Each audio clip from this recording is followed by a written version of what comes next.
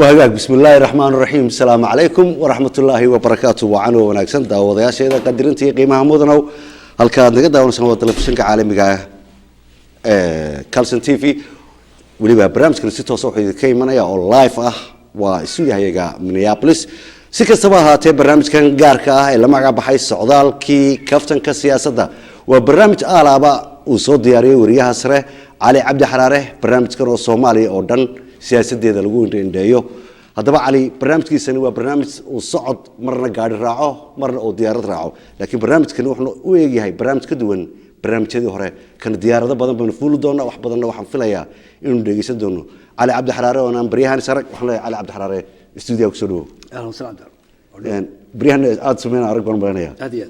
socdaalkii kaftanka siyaasadda runtii waa barnaamij ay dad weynaha Soomaaliyeed meel kasta joogaan bay telefoonada iyo emailka noo soo dirayaan oo ay aad hadii jeer loo jeclaysteen barnaamijkan maanta safarkii ugu dambeeyay ee toddobaadkan waxaad joogtay magaalada Boorame maxaa kaaga baxay maxaad ku soo aragtay xaaladda Boorame sidee ahayd sidee oo eekid magaaladu isbedel ma ku dhacay muddo badan baa kugu dambeeysan maanaya horta Soomaaliya oo dhan baa isbedel ku dhacay oo waxaad arkaysaa tuulooyin yaryar aad balaaday marka Boorame qayb bay ka tahay meelaha horumarku ka jiro iyo bilicda gaarka ah waxa jira hal arrin baan ugu cusbayd oo aan ugu tagay abdu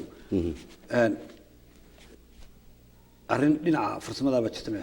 ma waa farsamada ma hay dadka buufska saar dadka kala wada qabaayay ka gudubno markaan tagay Boorame waxa ka jiray hal arrin oo aan aad u leeyahay oo doorashooyinka Soomaaliland ku saabsanay waxa weeyaan labada gudoomiyaha xisbiga kulmiye ee haatan oo Muuse Bixi iyo dadkiisi ololaha u qaabilsanaa ayaa joogay Boorame Cabdiraxmaan Cirro oo xisbiga wadani gudoomiye ah ayaa isaguna joogay isla Boorame marka labadii xisbi loolankoodii tartanka siyaasadda ku saabsanaa iyo ololahoodii doorashooyinku isla Boorame buu labadooda ka socday dadkii bay labadoodiba u yeedhayaan oo leeyin xisbiga soo gal ama doorta qolada ka kale uu leeyahay xisbiga gal marka waxay ka yimaadeen labadooduba burco haddana safarkii markii hore marka waxaan leeyahay waxa weeye xisbi markuu olol samaynayo de markuu istiga tago wastigaada tagaaduna qolob ma jihada ka joogaan ma jihada kala loo tago labada xisbi miyay wada shaqeynayaan wada socdaan marba meel bay tahay wada shaqeey arrintaasi aad bay yaabisay moogtahay arrinkaas ay ugu cusbaa magaalada Boorame istabayaa dhinacyada xisbiga ee doorashooyinka waxa jirtay isla doorashooyinkaasi Cabdi kugu daray xisbiga gudoomiyaha labadan xisbi imkaan ka hadlay ee kulmiye iyo wadani mid waliba wuxuu tagay hawd imka ka hor hadda ka hor hawd baadiyaha tagay marka hawdka Muuse wuxuu isku soo sawiray oo Muuse Bixi soo caano geel soo hadlisaya dabeetana haruku markuu bixiyo caanaha cabaya Cabdiraxmaan Cirro ayaa isaguna hawd ka tagay oo isaguna soo sawiray soo caano geel cabaya marka Muuse Bixi baa hal soo lisay oo isku soo sawiray Cabdiraxmaan sidoo kale sameeyay Cabdiraxmaan sidoo kale marka waxaan u qaatay markaan arkay labadii gudoomiye oo mid walba uu caano isku soo sawiray soo cabaya aan harugal caanaha in mid kamida shuruuda tartanka xisbiyada Soomaaliland uu kamid yahay horta in ninku ka caano geel cabis badan yahay inuu kan hor dhawaan ugu dhow yahay madaxweynaha noqdo marka Siilay maruu soo cabay caanaha geelad baan Siilay halkan naga dhigay labadan nimka tartamaya labaduba caano geel bay aad u cabiyeen marka Jamaal baan la xidhiidhay Jamaal Ali Xuseen oo isaguna dhinaca kale u tartamay xisbiga waxaan ku yiri Jamaalow adiga weli kuma hayo adoo caano geel cabayo isku soo sawiray marka Jamaal wuxuu igu yiri anigu iskuma sawiray intaan Hargeysa jooga caano geelna waan cabaa maalin walba hilib geelna waan cunaa marka ninka is sawiraya isagu waa si kale laakiin anigu iyadii baan cunaaba hilibkii baan cunaa caaniina cabaa sawir badan u baahnay waxa sawir badan oo caano geel loo baahna maxaa kaaga baxay kala Boorame inta markaa dhex joogtay Boorame meel runtii waxa ahayd dad aad u degan oo inta badan tacliin baa lagu naanaysaa naanaystoodasna way ka muuqatay magaalada nabadeed oo nabad ka taagantay baa ahayd dibetana toos baan u gudbay waa hagaag calow Hargeysa waan ka boodaynaa waxaan tagaynaa magaalada Garowe waxa isugu yimid caalamkii oo dhan waa markii ugu horeysay 7 safiir ama 9 safiir oo Mareykan iyo European iyo cid walba ay isku tagtay meeshii 4.5 kilo laga dooday maxaad Garowe ku soo aragtay magaalada Garowe Boorame aan sorry Garowe Garowe Abdu aad buu shnay dorta doorka magaalada jiq waaxid jiq waaxid hoteeladu waa buuxeen haye makhaayadaha shaah la fadhiisto fadhi ku dirrida meel walba dadku iska wada buuxeen haye dhigahaaga waxaa mar kasta ku soo dhacaysa meel kasta fadhiisto 4.5 haye anu maraan shaah ka cabiyay makhaayad kamid makhaayadaha garowe gabadhii shaah ibinaysay markaan weydiiyey qiimaha haddaba Soomaaliya aniga mar hore ugu dambayso aan shaah inta lagu cabiyo garanay qiimaha shaaha waxaan ku yidhi aniga ninkii la socday meeqaan qabnaa waxay ugu tiri 4.5 marka saan ninkii la socday weydiiyaan ku yidhi halka cali ugu yiri gabadhii shaahi markaan cabiyay ayaa weydiiyaan ku yidhi qiimaha shaaha aniga ninkii la socday waa imisa magaalada zaxmad iyo buuq baa ka jira marka idaacadaha la dhageysanaya dadku waxaas ka sheekaysanayaan siyaasadda haye waxa dhacday markaa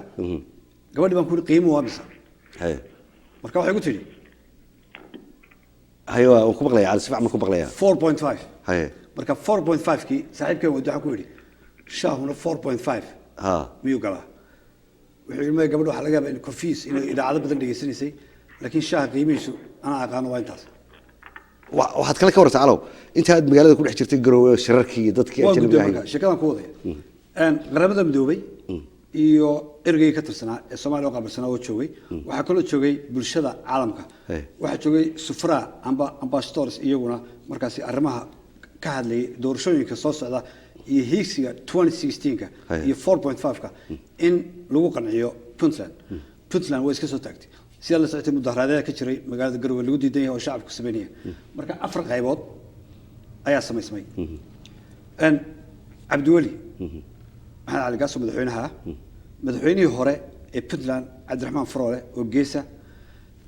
cali xaaji oo siyaasi reer Puntland wasiirka hore ee waxbarashada isaguna ah oo group wateysna oo isla group wata waa inta qaybood kala baxay ma ku sheegay caasho geelle oo iyaduna ahaan jirtay wasiirka haweenka iyo dhinac kale isimada ah marka Cabdiwali dhinaciisa markaan isaga ka hadlo confuse buu ahaa sidoo confuse arrinkan 4.5ka ay ku wareersanaa marka hore uu yaraystay wuxuu isla haday qaraaraatana aad iska yeeshid haddii haay weydana aad dadka wax la qabtid laakiin markuu Garowe yimi waxa arkay in xiisada tensionku dadku aad u kacsan yahay marka confuse baa markaan u tagay maxay noqon doontaa ayuu lahaa Cabdiraxmaan Faroole aad buu xiisad xoog leh aad buu xamaasad baa iga muuqatay isaga uu ku faraxsanaa faylal badan buu sitamay oo de waqtigiisii baa la gaaray markaas uu ku afufay dhinaca koonfurta dhinaca kale uu ridaya Xasan Sheekh marka busy buu isaguna cali xaaji oo isna siyaasi weyna isna qaybtiisa ayuu watay isla socdaan intaas cali xaaji wuxuu ahaan jiray umaleeyo wasiirka waxbarashada Cabdiwali Yariyay Cabdiwali marka la shaqeyn jiray xilligii xukuumaddiisa isaguna marka geestiisa ayuu dadkiisa u wataa xamaasad xoog leh baa isagana ka muuqatay caasho geelle iyo durbaan bay dhinaceeda ka garaacnaysa haweenka iyo waxaas ay wadatay isimada macaafayeenkoodii oo cimaamada gashan ayaa iyana dhinaca kale ciyaarta kaga jiray marka arrinka laga hadlaya waa 4.5 inay ku qanacdo Puntland iyo inay diido in la eego Soomaa waxaan eegay marka adiguna bal ila tiraad inta gees aan ka dhigay Cabdiwali kow Faroole laba cali xaaji saddex caasho geelle afar iyo isimada shan marka afar waa 4 waa Cabdiwali waa Faroole waa cali xaaji iyo isimada dhibic baa halka ku jirta marka 0.5 kuna waxa weeyaan caasho geelle iyo haweenka inta madaxdu tahay marka iyagii baa formkii 4.5 marka Puntland baa rabta 4.5 ka wax badan hoosta ka rabaan 4.5 kii bay u soo sawireen waxaana ay face gareeyeen bulshada caalamka ka dhaxgal caaw waa sheeko aad u qurux badan marmaanaya kaftankii siyaasadda socdaalka ku qurux badan tahay Cabdiwali waa number 1 madaxweynaha hore Faroole waa number 2 cali xaaji waa number 3 gees isimadina waa number 4 Soomaalka kuma haysid 4 ha iyo 0.5 oo haweenka inta badan dee oo durbaankoodista caasho geela marka hor kacaysa marka caalamkii baa wareeray halkana sawir ahaan waxa ka muuqda 4.5 ka laftiisi oo sawira no waa leeyahay sida caalamku way ka dhaqaajiyeen way tageen rajada iyaga marka laga yaabo inay jawaab ka soo celiyaan oo yiraahdaan sidaas ay go'aankii noqon ka dhaxgalo laakiin aan si wado Cabdi Waxay raadiga maxaa dhici kara hadii Puntland ay mesela maxaa la gudboon hadii Puntland ay 4.5 ka diido maxaa la gudboon ha saashu ama inay 4.5 ka qaadato hadii Puntland ay 4.5 ka qaadan weydo waxa la gudboon in ay Soomaaliya inteeda kale ay ka godo sida Somaliland oo kaliya isku tashato dhaqaalaha waxbarashada arrimaha bulshada caafimaadka kaligeed ay sida Somaliland ay gooni u go'o wuxuu yar la turo taasna mid bay uga baahan tahay Somaliland waxay u baahan tahay marka haddii ay go'ayso Puntland in ay si degdeg ah u xiriiraan Siilaanyo oo tala ka qaataan khabiir xagga goosashada weey حق صار نقصده معها حق صار نقصده معها حق خبير حق قوسشده هذا ما صدق وإن هلان وإن حديدا هذا واحد نقول له أفرط قضاء فوق ونفاق وسرحان على يوم مقدس هذا الدوشي أنت هذا المقدستين دي واحد يقول نقطة مجال هرقيسة واحد نسيم مرتلاس عناد ما حد كره عادي قروي باور باكر راعي دبيتنا واحد نسعد إلى هرقيسة برا واحد كده جالس عناد لاسعود بكواكت لاسعود ولقيت وانا قديه هرو قلن نمان اصحابتي انا سيمر ايغنا بلان لا سي شيكست عبر وصغر قرابه سلام كيسسكا كو يقول لا ياكل marka لاسعود هي لاسعود Somaliland baa haysata dad badan raalli ka ahayna way joogan iyaguna way dhaxdigeen niman kale oo iska dhaxbooda iyaguna oo xagga toon ahayn oo hawlahooda iska dabartaan way jiraan waxa jirta xilli qarxiya ka dhici jireen meesha la yiraahdo لاسعود marka sida ay qaraxyadu uga dhacaan laascanood iyo sida ay muqdisho uga dhacaan ba kala jaada muqdisho waxa ku hobta dad fara badan oo 20 30 qof gaaraya laakiin laascanood qof baa ku dhinta ama labo sababtuna waxa qofkaas waa loola kacay isaga la doontaa marka habka bamka la isugu dhigo laascanood ayaa aad iga yaabiyay xilliga hore guriga jeel oo weyn oo nin la ogayno ama gudoomiyaha ama dhinac taabacsan yahay ayaa albaabka lagu garaacaya dabeetana albaabka markuu la furo xilli uu daarada iyo shaameelaha ku cabiyo way ayaa aayaro dhalatay bamkii lagu tuuraa dhulka loo soo mariyaa marka waxa la maqlaa qof baa lagu dilay bam guriga caynkaas dadkii guryaha lahaa ama xisbiyada u shaqeynayay ama maamulada u shaqeynayay nidaamku way barteen marka sheekada la yaabka waxa weeye nin baa albaabka aad loo soo garaacay isagii xaaskiisa daarada jooga marka aad loo garaaco wuxuu ku yiri xaaskiisii واحد إيش فر الباب أنتوا حقي ولا عقلك قلكوا قلي وحدوني جودها قالوا أنتوا يلا عقبنا هبلاي الباب كفر مركزية الرياض قرحين سادة وركال أضوف في بالك ويلا صعدت قرحة كان عند ورا هذي فرت إذا الله كعيا بروح يصير ذو مركا وحي أدو في تشجيهين حتى هدي الباب كلا قراعه وحكي من كريه ودد كدكتون إن قرحي بعده تبتلو برعنتي برعو وبدهر يقدم يساعدوه وقت هذا دير أيام هوتيل سهل هوتيل هوتيل نظيفة هذا قرح بدن كل كم مركز تجي لبس الرد بياله أنا السرير بالإشارتي دبتنا الله يركولي إيش ذن أو حقر سنة يو أيام السرير تا يجي سهر شدة هوستيل ونظيف مركز مشو دبتنا وحنا أركي تمام بود وياله كان حكلو هوتيل بعد قشي هوتيل هذا قرح بدن نظيف لبس الرد قرح بدن يالان بود بايا لي اما اول وخ لو يقان بود اما بود قفص مر قفص oo tirsan سرت هوستيد waa taga soo jeeda dabetana taydi baan ku foorsadaan eegay 10 buro kale ayaa yeelay 10 buro kale yeelay dabetana subax markaa soo kacay ayaa ninkii weydiiyay hotelka waxaan ku leeyahay hotelku waa nadiif aad u qurux badan special anigu waliba dibad ka imi aad baan u helay laakiin xaggana 10 bur baa ku jira xaggana 10 bur ku maxay yihiin burarkan marka wuxuu yiri waxaan ugu talagalay dadka seexanaya sariirta soo imka ma soo toosin xabad hore soo qaado ومجالات أول برستقل. مجالات برستقل. بدلال ما قل كرتين. ده بدلال مش نبكي هذا لا. معك ويا بدنا أنت تعقد هذا شوف. أصحاب تقدر تسوي. إلا يا بدنا. ضدك أو كشيء كيسنا يا ضد غلطة أما ضد غلط. مركا هدي له جرواه وخطر إنه وش عبده إن الأرمات هاي أما المير قلنا سيبه. هي. مركا هذي شر وين لا حداد برعك عصبت هاي وين أصحاب بدنا لا هاي نسعت. قالوا قرنيك إنه أقوم يحقوا كيم.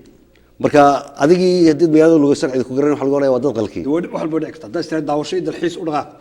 dad qalbad noqon karta aduu inta magaalada joogtay ma ka baqday lafooda ma baqday in wax dad qalaad la kulanto runtii aad uga baqin laakiin in la hadal hayo oo dad qal iyo ilmo yar in aad loo hadal hayay ayaa magaalada iga baxday dabeetana waxaan ku noqday Hargeysa waxaan doonayaan ka raaco diyaarad oo ku tago Muqdisho ilaa Baydhabo aan saaday abdo markaan Hargeysa tagay waxaan raacay diyaaradda la yiraahdo دال ايرلاين دالنا واتي maalintii dawladda lahaa nin baa isku qarxiyay inkastoo isagu kaliye oo daaqad ka booday daaqad ka dhacay dabeetana waxa la siiyay number la yiraahdo 31 sodolico number 31 dabeetana markaan diyaaradii galay ayaan eegtay numberada meesha 31 ku qoray dhinaca geeska bidixda ayuu daaqada xigaa oo meesha ninku ka booday meeshii ninka ku booday laftiisii ayaa lambarkii ted one baa sitaa laptopna waa sitaa dee haye dabeetana waxaan isroonay laptopkan iyo daaqada fadhigeedu armaan adoo waxba furfun haddaad furtid xitaa laptopka armaa sidii ninka daaqada iskala boodaan dabeetana qoladii meesha ka shaqeynaysa waxaan ka codsaday in layga bedelo daaqada ted one-ka ood dhexda gishid dadkuna daaqadahay bay jecel yihiin inay xataa daawadaan marka waxaan ku yidhi anigu xoogaa waxaan ka cabsadaa phobia ka qabaa inaan hoos dhulka dib u eego marka meel dhexe ayaan u baahnaan lahaa haye dabeetana gabadhii baa igu tidhi meesha ka shaqeynaysay nin waa adag tahay in qof uu yidhaahdo masala anaa xagga u wareegaya what's your problem runta sheeg maxaa meesha ka jira markaasaan ku yidhi wallahi sidii daalo loo yidhi nin baa daaqada ka baxayba daaqadii weli ma qaadan karayo aad uma eegi karayo dhulka iyo meesha ka baxday ninkii baan yar xasuusanaya dabeetana muqdishaan ka tegey ilaah waan nabadgeeyey muqdisho ka waran muqdisho markaan tegey muqdisho waa airportkii inta joogtay airportkan tegey airportkii quruxdiisii iyo hanaankiisii waa sidiisii warwarkii qaraxyaduna waa meeshooda waa any minute meesha la yidhaahdo muqdisho laakiin muhiimadda aan muqdisho u tagay waxay ahayd xildhibaanadii baan u tago dhex maray xildhibaanadii awal waxay ku mashquul ahaan jireen waxa la yidhaahdo mooshinno marka mooshinka ra'iisul wasaaraha iyo madaxweynaha oo is haya ayuu inta badan u dhici jiray marka gurigoodii baa biyo ugu soo galay xildhibaanadii iyaga laftoodii ayaa hawl ku timid ayay mooshin ka sameynayaan oo ahayd markaa xasan sheekh madaxweynaha soomaaliya ayaa u tago oo yidhi xildhibaanada iyo dadka shacabka waa isku mid laga bilaabo iminka waa in iyagana la baaraa marka airportka ka dhoofayaan oo la fatishaa oo shaarka iyo surwaalka iyo meel walba gacanta la geliya ma jirto wax daba la odhan doono xildhibaan weeyaan u baneeya maca boorsadiisa maca laptopkiisa marka dadku waa simay ilaa madaxweyne ilaa kugu hooseeya marka aad bay uga warwareen xildhibaanadii mooshin bay ka keeneen markaa in madaxweynaha la eriyo dabeetana xildhibaanada la sheegta waxaan ku yidhi aniga waxay cad dadka diyaaradaha qarxinayaaba inay xildhibaanadii shaki baa kaaga baxay mar haddaad mooshinba ka keenteen hal idin baadho idinkaa fara idinku gudanta baan ku yidhi marka nimanka wax qarxinaya waa xildhibaanada laftooda marka wiiga waa laga nabadgalay meeshii marka markii la yidhi xildhibaanada hala baadho ilaa hadda qarax ma dhicin nabadgelyo badan baa soo kordhay dowladda lafteeda in la baadho waa sharci aad u weyn ayaa waxay keenaysaa in nabad la helaba who knows al-shabaab waa ayaba waa xildhibaan waa nin magaalada iska marayo shicib waa nin dowladda ka tirsan waa nin aan ka tirsanayn nobody knows ninka uu yahay al-shabaab marka markii dowladda pressure la saaro la yiraahdo ninka sarkaalka waa in la baaro ninka wasiirka waa in la baaro ka xildhibaanka in la baaro way yaraanaysaa qorox ka airportka jooga laftiisa in la baaro shaqo galaysa uu yaraanaya marka dalka waa nabadgelyo isu bedelay marka xildhibaanadii ay noqdeen baarlamaankii waxay agtaad muqdisho joogtay waad ka tagtay magaalada Baydhabo tagtay inagoo jecel barnaamijkeena inaan soo gabagabeyno Baydhabo iyo ka waran xaaladii aad ku soo aragtay wixii kugu yaabka badnaa iyo wixii kugu qosolka badnaa kol Sheekh Shariif wada fariisatay Shariif Xasan baa u tagay madaxweynaha galbeedka koonfur galbeed Soomaaliya ama Baydhabo hoos baan soo waraysan oo sheegsanay dabeetana waxa ku yiri interview Europe gaaba ma ka qaaday Shariif kuma jecla waraysi laga qaado gabaygiisuba dabeetana wax kasta ku diiday markii aan maamul goboleedyada madaxdooda bariga hore ka qaad jiray waraysiyada kelmad bay u nacbiyeen hal su'aal bay nacbiyeen goorma dhalatay daadooda ayaa soo baxaysa malaha ma ogolaba hadduu yar yahay weyn haba laakiin Shariif uu ku dawayso xagga daada uu sheegtaa isagoo xagga daada toos soo waliba dhol cadeynaya ay ku qornaa sanadka caynkaas laakiin su'aashu ugu nacbiya waxa weeye maxaad baratay taas dawlo waay ayuu taasoo aad uga wareegay marka wuxuu ku meeraystay marka su'aasha weydiiyay wallahi wax badan ma baran laakiin waxa waaye kulli intaan ugu quraanka waan bartay ma sha Allah marka quraanka laftiisa barasho badan u baahan yahay ilaa alam tare ma gaadhay baan ku Shariifku intuu ka gaadhay quraanka iimu sheegin laakiin koofiyada ka garanaysaa mar dugsi quraan uu hayn jiray leeyahay Shariifku marka waxyaalaha ugu muhiimsan waxa weeye dawladnimada wixii uu ka faa'iiday waxa imika uu busy ku yahay maamul goboleedyada dhismaya nidaamyo badan baa socda 4.5 baa ordaya adigu maxaad mashquul ku tahay baan ku yiri Shariif wuxuu yiri dibka ugu weyn intii madaxweynaha aan noqday haysta waxa weeye beesha caalamku markay nala shirto afka Ingiriisiga ku hadlaan documents wuxuu ku soo baxaa af Ingiriisi documents baan qaadaa markaasaan u geeyaa nin Soomaaliya oo turjuma oo af Soomaali u turjumaya afka Soomaali u turjumaya markuu ka sameeyo 100 xaanshiyood oo af Soomaaliya ayaa haddana kuwii qaadaa Baydhabo la tagaado may baadana loo bedelay marka waa 3 jeer baa la sii turjumaa mar Ingiriis baa lagu turjumaya marna Soomaali marna lahjadii mayga marka waxa ay maamul goboleedyadu diidaan maanta Soomaaliya oo diidaan ilaa anu wali tarjumaad baan ku jiraa wiiga dambe diidaan waxaa kale sheekha kale ka sheekaystay magaalada markaad joogteen marka runtii baydhabo waxaad meesha warsan ka shaqo bilaabay meel aad u qurux badan bay ahayd jawidu qaboo yahay dadka waxaan ka tagay meel badan oo furo kamid yahay qasax dheer oo kamid yahay diisoor kamid tahay oo kamid yahay ama tuulo ay kamid tahay hawaal barbaar hawaal barbaar hay lahjada fara badan oo aad u qurux badan oo qaarkood ka qosnayaan ba meesha laga hadlay hay waxa kamid ah afka mayga ayaa ugu weyn in horumar la gaarsiiyo gobolkaasi oo uu noqdo af la qoro oo dastuurkooduna lagu qoro waa sidii ku tala jireen inaan ka gudubno baydhabo intaas ayaan ka gudubno wahagaag aad baan jecelahay inaan barnaamijkan si toos ah hawada inoogu jiro oo live loo daawanayo madasha 60na oo ahayn hadii jiraalnahay bahwadaag dhinaca saxaafadda iyagana ay inala dhageysanayaan maamul goboleedyada cusub ee dambe ee la sameeyo xaaladeeda ka waran horta markii maamul goboleed la sameeyaba qiimaha Soomaaliya hoos ku sii dhacaya qiimaha ay suuqa ka joogan Soomaaliya hoos ku sii dhacaya hoos u sii dhacaya waxa weeyaan waa dalkii si kala furfurmaya unde marka maamul waliba waxa xiriir wax la yeelanaya mid Ethiopia xiriir mid Kenya marka wadamo yar yar bay noqonayaan ka soo gudub bariga hore land bay la bixi jireen Puntland Jubaland Somaliland land ka saayir shaqeynay imika shirkadu way isbedeshay muqdisho hadii aad joogtay ma maqal jirtay dugsiga sare ee Sakhaawdiin dugsiga sare ee Banaadir bartamaha macallin jaamac ma maqal jirtay Hargeysa markaad joogtay dugsiga sare ee Faarax Umar dugsiga sare ee 16 joog imika waxa soo baxay sidii dugsiyadii sare maamulka bakool sare maamulka galguduud sare mudug sare imika dugsiyo sare isu bedelaan marka maamuladii waa magacyadii mudug sare galguduud sare bakool sare ganaana sare markana maalindooda la sheegay iyadana sarada Soomaaliya lagu darayo waa dugsi caadi marka waxaan ku daranaa iyadana Cabdo Sool iyo Sanaag sare ورد دكتور كم نقطة يرد. وخاتمه ذلك بريجلي. رجع وحلقة بتاع خاتمه إيه ما آخر يحولها المشي غير. 2016. 2016 سوري السنة كسر وين شغل سمر. وحقق وبشكل في عم بتكادس على أول سنة نكسي درنا. يعني جودهان الصومالي حالة ديدا. أدو سوكوبي وحيابك وقف في السنة سواركتي. دتك الصومالي ما رجلا هذا مش عبدو. رجلا مهمة. رجلا الصومالية ضبعة وأن خيالي يصير أتعشى أنا هين وحويا صوماليا وحكتيرا ودباتوين بسمرتي شلون تنسلوا إما كان واحد كوك قياس كريا نين فوستبيا أو ضلاشة قصبت هاس دقي ولا فوستن بس سويا أنت بحسبيسو على واحد كويدي مركب بابا الصومالي كتاعن وفوستها بيوك صدق هل كسر كتسالق على مثلا وإحنا نودتك الصومالي دقيسني أورن لها رجع أتك قبطان الصوماليا أو ضمبه وح نقول نسا إن دب لو قبصدو Soomaali ama hal geliyo maxmiyad ama xoog wax lagu qabtay dad Soomaaliya oo talo gacanta ku hayn doona mustaqbalka soo socda ma jiro ala waxaan ku weydiiyay bahash halkan kaaga xidhan waa maxay abudu adiga laftaada ba shaki bomkii waa ku jira la mabrada daalar raacday waa hagaag daawadayaal barnaamijka daawanaysan waa barnaamijkii la magac baxay socdaalkii kaftanka siyaasadda oo Cali Xaraare uu ku tagay magaalada Boorame ilaa uu ku gaaray dhulka ay baydhaba waxaan isla heestii buu qaadi doonaa Frow laakiin waa ka booday waxaan leeyahay barnaamijkan waxa si toos ah iyaguna hawada noogu jira asxaabteeda qolka madasha 60ka oo inta badan aan bahawadaag dhinaca saxaafadda aanu nahay barnaamijkan daawanaysan wuxuu si toos ah idinka imanayay Suudaaga Minneapolis waa anigu